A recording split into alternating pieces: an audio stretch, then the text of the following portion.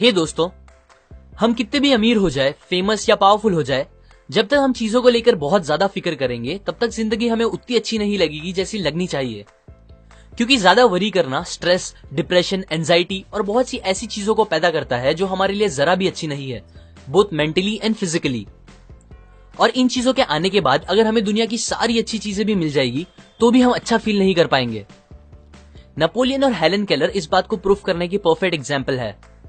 Napoleon के पास हर वो चीज थी जिसकी एक नॉर्मल इंसान सपने देखता है।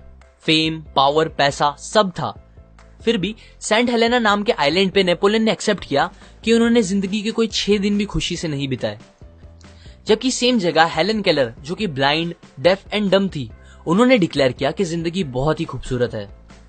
अब अगर हेलन केलर बिना वरी किए 78 इयर्स खुशी से जी सकती है अपनी इतनी सारी प्रॉब्लम्स के साथ, तो हम क्यों नहीं। ज्यादा वरी करना हम पर बहुत इंपैक्ट करता है। एलेक्सिस कैरल, जो कि एक नोबेल प्राइज विनर है, उन्होंने कहा, people who do not know how to fight worry die early. Doctor OF गॉबेरॉन, जो कि एक चीफ फिजिशियन है, उन्होंने बताया कि 70% पेशेंट्स जो फिजिशियंस के पास आते हैं वो अपने आप को खुद ही ठीक कर सकते हैं अगर वो बस अपने फियर और वरीज को खत्म कर दे तो।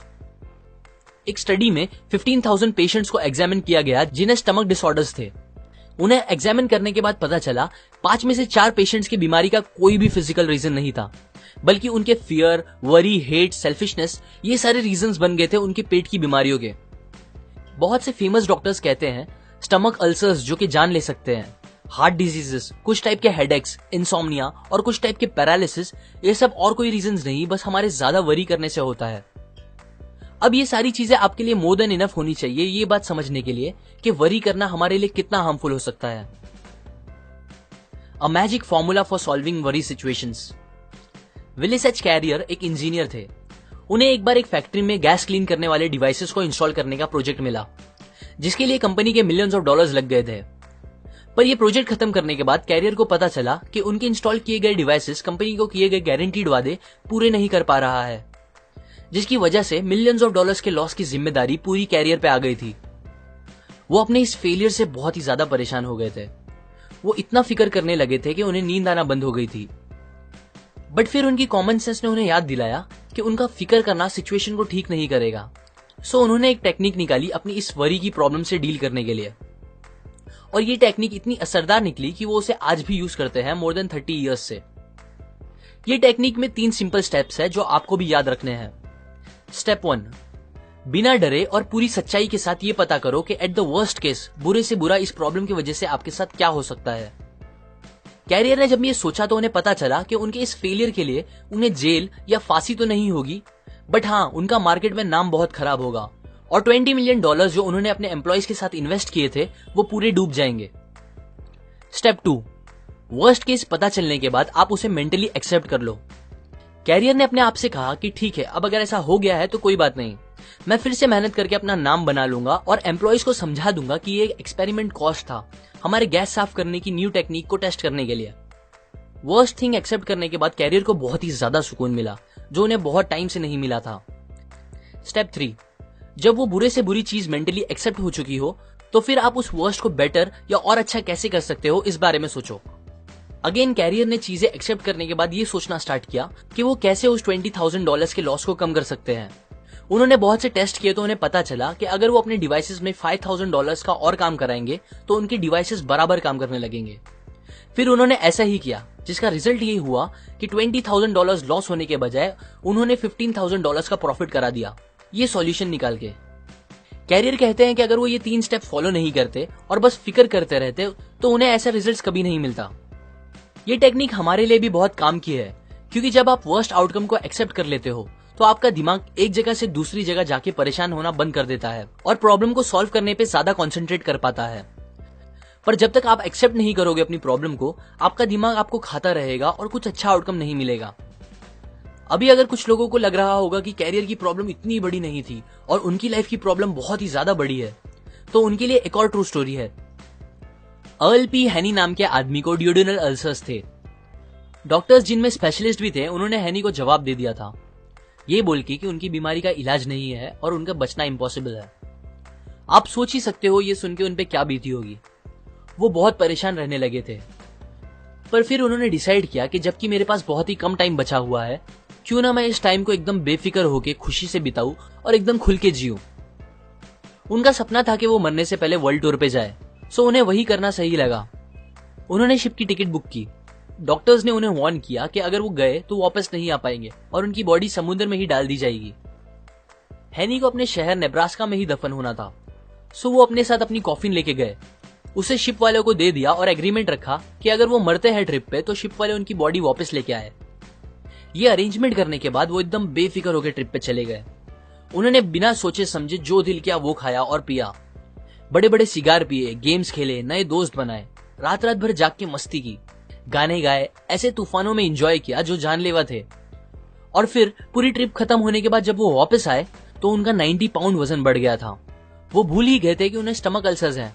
सरप्राइजिंगली वो एकदम ठीक हो गए थे और उसके बाद उन्होंने आगे एक हेल्दी लाइफ खुशी से गुजारी। यहाँ हैनी ने भी यही सेम टेक्निक यूज की थी जो कैरियर ने यूज की। उन्होंने अपनी प्रॉब्लम का वर्स्ट आउटकम पता कर लिया, फिर उसे एक्सेप्ट कर लिया और उसके बाद ट्रिप पे जाके अपनी सिचुएशन को थोड़ा बेटर करने की कोशिश की, वो भी बिना फिक्र किए। अब अगर वो ये पता चलने के बाद कि मैं मरने वाला हूं बस फिक्र करते रहते तो डॉक्टर्स की बात सच निकल जाती, पर उन्होंने अपनी फिक्र खत्म करके लाइफ का मजा लिया जिसने उनकी जान बचा ली। Count your blessings. मान लो कोई आदमी आके आपको 5 करोड़ रुपए दे और कहे मुझे अपने दोनों हाथ काट के बेच दो, तो क्या आप बेचोगे? अगर वो आपको 5 करोड़ और दे और बोले अपनी दोनों टांगे भी काट के दे दो, बहुत सारे और पैसे दे और बोले अपनी आंखें, कान, दूसरे बॉडी पार्ट्स भी दे दो, तो क्या आप दोगे? जहां तक मुझे लगता है होपफुली आप नहीं दोगे और ना ही मैं दूंगा। सो इससे हमें यह पता चलता है दैट हम ऑलरेडी कितने अमीर हैं। हम ऑलरेडी उन चीजों के मालिक हैं जिनकी वैल्यू हमारे लिए करोड़ों से भी ज्यादा है, जो कि है हमारी हेल्थ, हमारी बॉडी और हमारा टाइम। बट स्टिल सोचने की बात यह है कि हम कुछ लाखों रुपए की मटेरियलिस्टिक चीजों को ओन करने के लिए अपनी इन सबसे कीमती चीजों को हद से ज्यादा प्रेशर पे डालते हैं, पनिश करते हैं और उसे एकदम खराब कर देते हैं।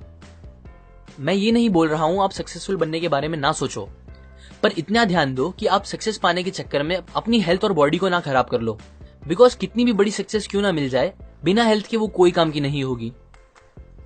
हमें उन चीजों के बारे में सोच के सैड नहीं होना चाहिए जो हमारे पास नहीं है, बल्कि वो सारी अच्छी चीजें जो हमारे पास ऑलरेडी है उसको सोच के अच्छा फील करना चाहिए।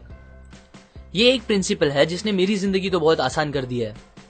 मैं जब भी किसी चीज को लेके वरी करने लगता हूं तो ये सोचता हूं कि यही सेम टाइम कहीं दूर ऐसे भी लोग हैं जिनके सामने उनकी पूरी फैमिली को जान से मार दिया जा रहा होगा। ऐसे कितने सारे लोग भी हैं जो प्यासे होंगे और उनको पीने के लिए साफ पानी नहीं मिल रहा होगा। ऐसे कितने लोग भी हैं जो भूख से इतने तड़प रहे होंगे कि मिट्टी खा के अपना पेट भर रहे होंगे। और मैं यहाँ इतना सेल्फिश हूं जो अपनी छोटी मोटी प्रॉब्लम्स की फिक्र करके सैड बैठा हूं।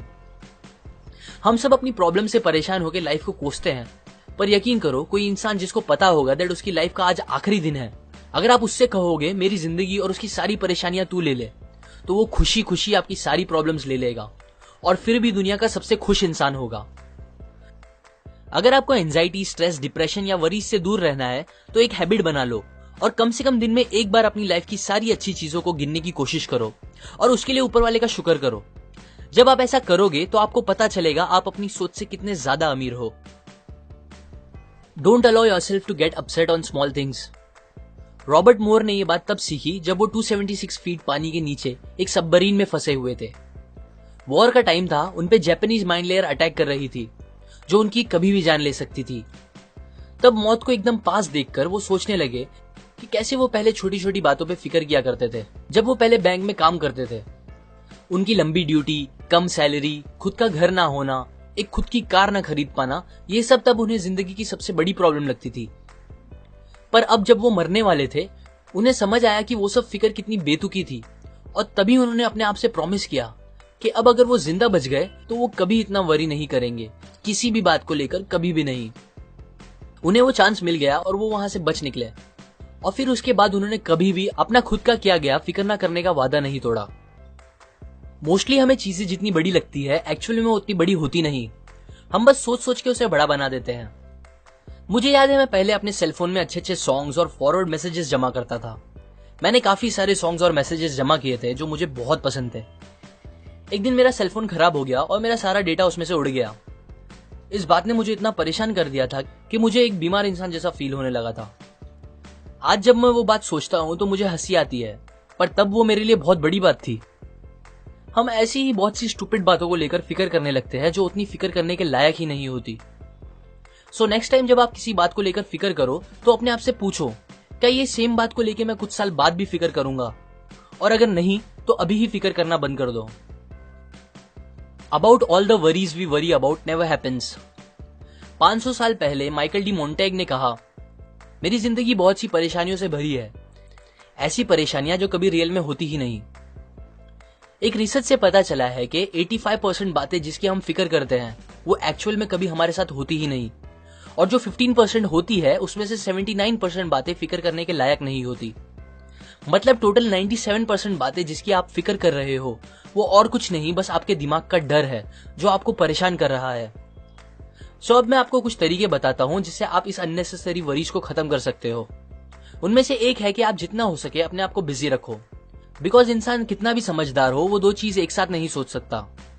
सो जब आप बिजी रहना स्टार्ट करोगे तो आपको फिक्र करने का टाइम ही नहीं मिलेगा।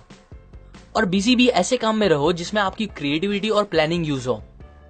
एक और चीज जो आप कर सकते हो वो है think and act cheerful.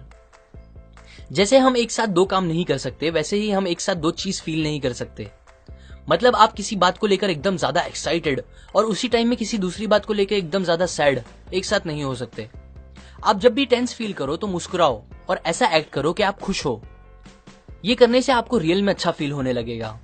Because हम अपनी फीलिंग्स को डायरेक्टली कंट्रोल नहीं कर सकते बट अपने एक्शंस को कर सकते हैं। और अच्छी बात यह है कि आपकी एक्शंस और आपकी फीलिंग्स एक दूसरे से कनेक्टेड है। सो जब आप ऐसा एक्ट करोगे कि आप अच्छा फील कर रहे हो तो आपको रियल में अच्छा फील होने लगेगा। ये कंसेप्ट मैंने आपको डेल कार्नेगी की book how to stop worrying and start living से बताई है, जिसने लिटरली मिलियंस ऑफ लोगों की जिंदगी आसान कर दी है, स्ट्रेस, वरीज, डिप्रेशन को खत्म करके। लाइक करें अगर आपको ये बात काम की लगी, अपने व्यूज कमेंट करें, शेयर करें इस वीडियो को सबके साथ ताकि दूसरों की लाइफ भी थोड़ी और ब्यूटीफुल हो सके। सब्सक्राइब करें, मैं और ऐसी नॉलेज आपके साथ शेयर करूंगा। And finally, thanks for watching.